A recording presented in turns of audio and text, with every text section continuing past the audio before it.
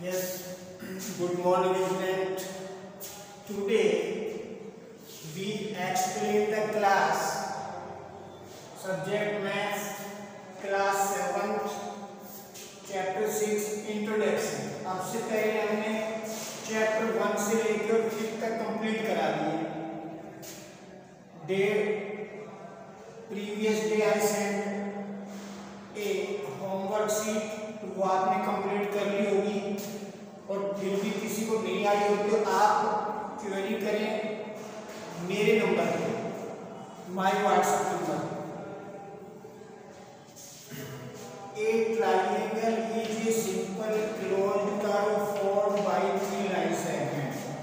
यानी इसमें हम ट्राइंगल्स और उसकी प्रॉपर्टीज के बारे में जानेंगे. ट्राइंगल होता क्या है, उसकी प्रॉपर्टीज क्या होती है. तो देखो ये डेफिनेशन है कि triangle is a simple closed curve formed by 3 line segment.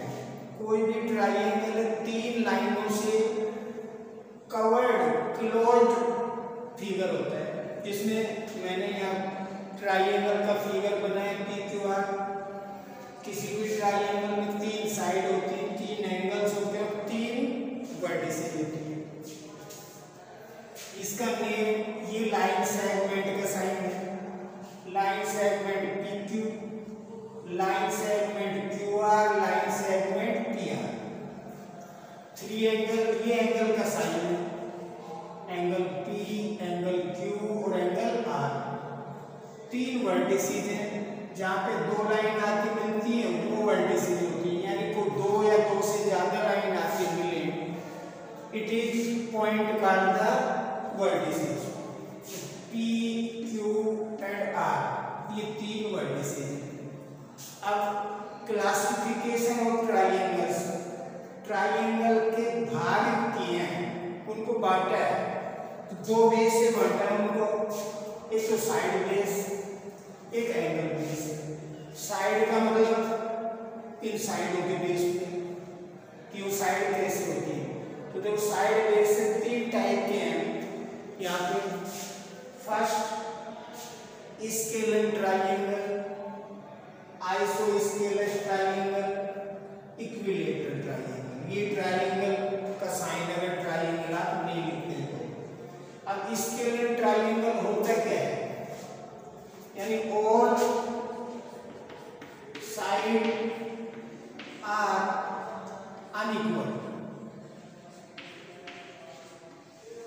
यानी जिस त्रिभुज की, जिस ट्राइंगल की तीनों साइड अलग अलग हो, जैसे एक 3 सेंटीमीटर, एक 4, एक 2.5, तीनों साइड अगर अनइक्वल है तो उसको हम स्केलर ट्राइंगल के नाम से जानेंगे.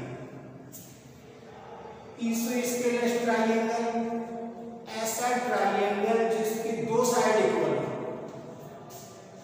2 साइड इक्वल.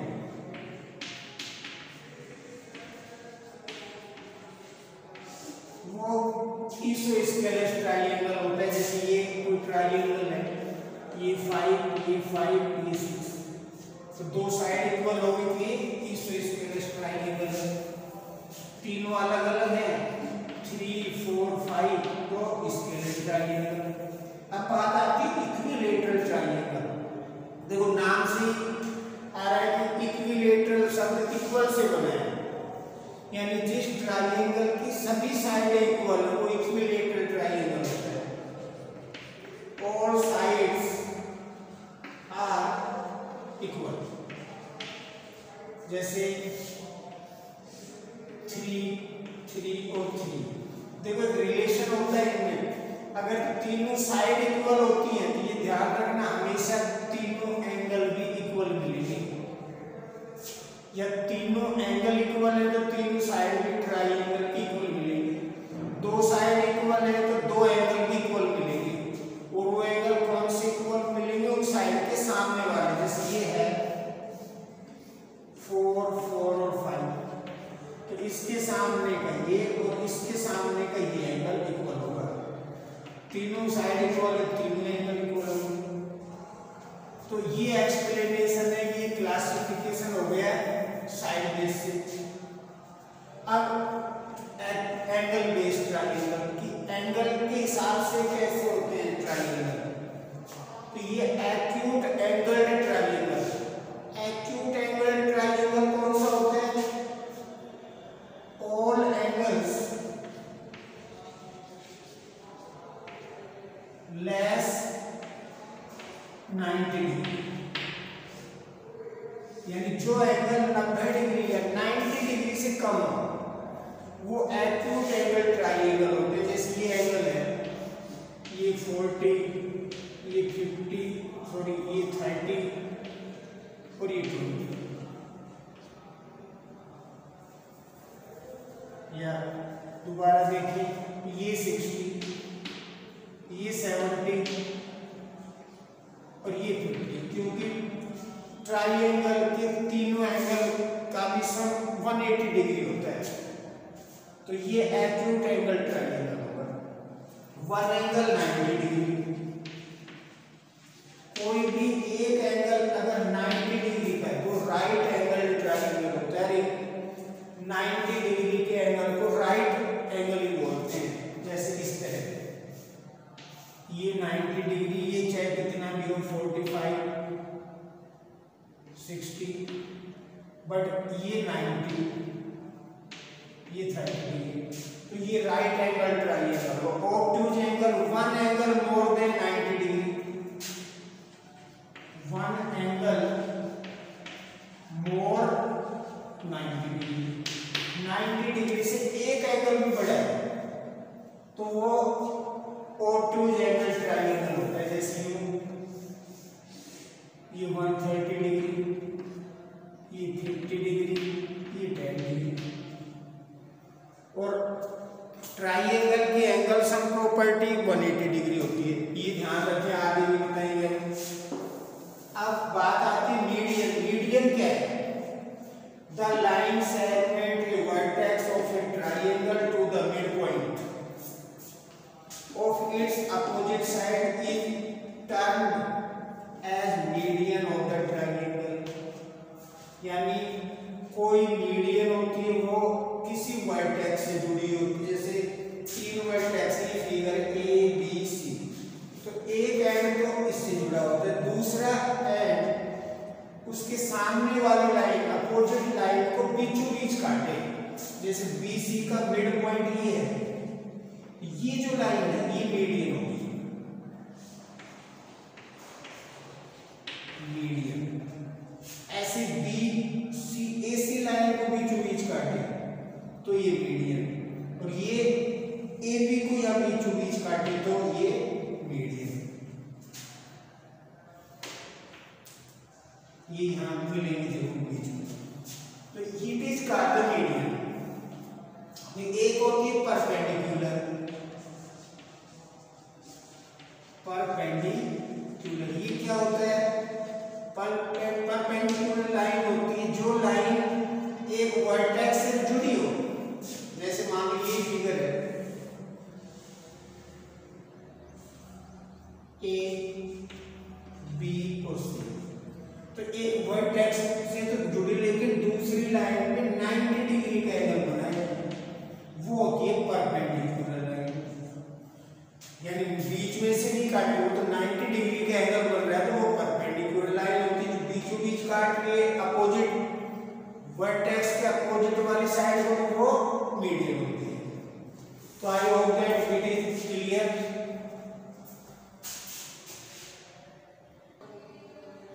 देखो बेटा, मैंने ट्रायंगल्स के बारे में बता दिया, मैं इसकी प्रॉपर्टीज के बारे में बता रहा हूँ कि exterior angle of a triangle and its properties. देखो ये मान लो कोई ट्रायंगल है, ये ए पी क्यू आर, तो एक्सटीरियर एंगल ये हुआ, इसको हम मान लें एक्स, और ये एंगल 1, ये एंगल 2, ये 3 एंगल होते हैं। तो ये प्रॉपर्टी होती है x is equal some of opposite interior angles, यानी इसका मतलब x की जो वैल्यू होगी एंगल 1 प्लस एंगल 2, यानी ये बाहर का है तो एंगल 1 2 इसके अपोजिट में, तो इन दोनों के सम के इक्वल होगा। दूसरी property angle 1 plus angle 2 plus angle 3 is equal 180 degree, यानी ये होती है angle sum property, angle sum property of a triangle equal 180 degree. यानी ये कहाँ काम आएगा, दो एंगल दिए हैं तो हमें तीसरा एंगल फाइंड कर सकते हैं कि दोनों को सम करके 180 से माइनस कर दें। तो ये एक प्रॉपर्टी है, मान लीजिए कोई आपका ट्रायंगल ये, तो ये एक्सटीरियर एंगल 1 हो गया,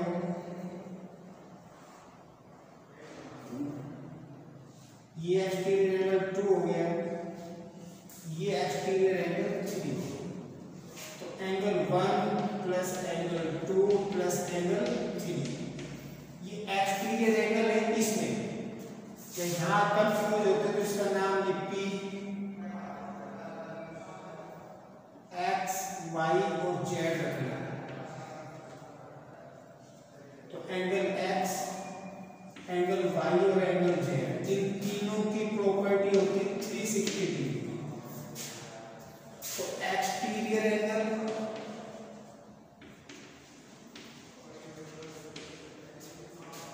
angle sum property equal 360 degree, ये तीन प्रॉपर्टी है। इसके बाद इसमें हाइपोटेन्यूज, राइट एंगल वाला और कहीं भी इस तरह का साइन होते हैं। क्लास 6 में छोटी छोटी बातें बतानी पड़ती है, 7th में भी छोटी छोटी बातें बतानी पड़ती है। इस तरह का साइन हो तो इसका मतलब होता है 90 डिग्री।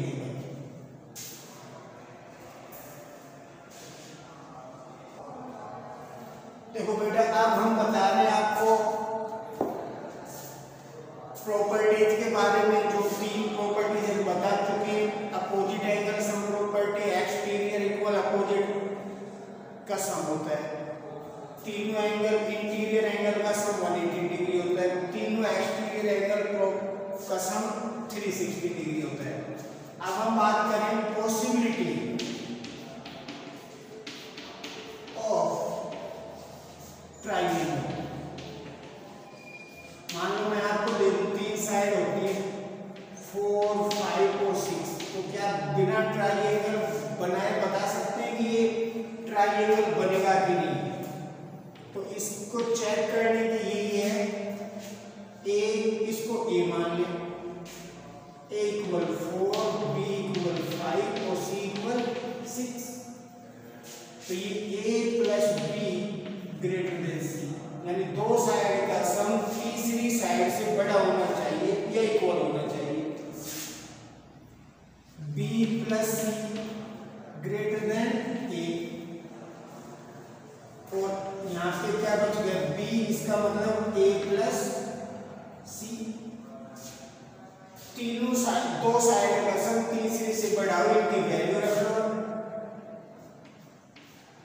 a 4 b 5, देखो ये 9 हो गया ग्रेटर देन 6 से, यस। दूसरा चेक करो, b और c की वैल्यू रखो 5 प्लस 6 ग्रेटर देन 4, ये भी यस। a और c, a की वैल्यू 4, c की वैल्यू 6, ये 10 हो गए ग्रेटर देन 5, ये भी यस। तो इसका मतलब ये यस, इट इज पॉसिबल।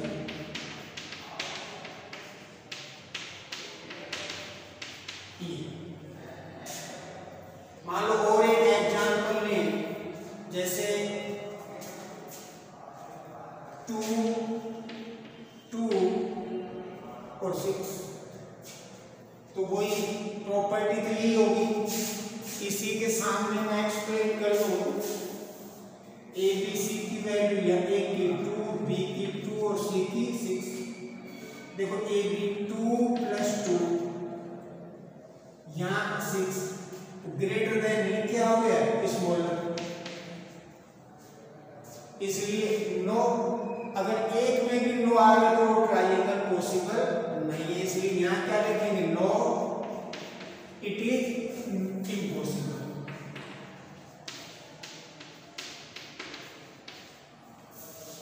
2 और 6 ग्रेटर देन 6, फिर ए सी 2 प्लस 6 ग्रेटर देन 2, ये तो यस, बट एक में भी नो आया तो वो नहीं बनेगा ट्रायंगल। तो कोई आपको साइड में दे दे 3, ये बनेगा कि नहीं किस तरह चेक करके बता सकते हैं। अब जो नेक्स्ट है वो है आपकी पाइथागोरस थ्योरम। पाइथागोरस प्रॉपर्टी हमेशा राइट एंगल में यूज होती है। देखो राइट एंगल इस तरह होता है, ये एक 90 डिग्री पी क्यू आर, तो 90 डिग्री के सामने जो साइड होती है उसको बोलते हैं हाइपोटेन्यूज, हाइपोटेनस, और ये बेस होता है और ये एल्टीट्यूड। आपको एक चीज बता दूं, ये इसको बेस मान सकते हैं, इसको एल्टीट्यूड मान सकते हैं, क्योंकि 90 डिग्री का एंगल है, तो ये चेंज हो सकते हैं, बट हाइपोटेन्यूज हमेशा 90 डिग्री के सामने होती है।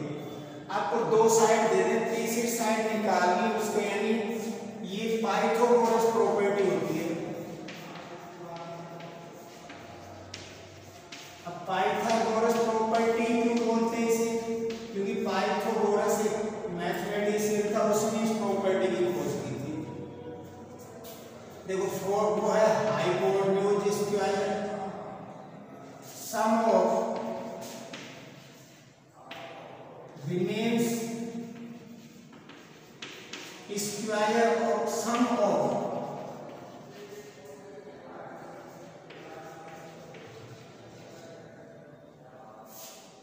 r equal, ये होती है। इसको मैं फॉर्मूले से बता रहा हूं, hypotenuse square equal base square plus perpendicular square, या एल्टीट्यूड को परपेंडिकुलर भी बोलते हैं।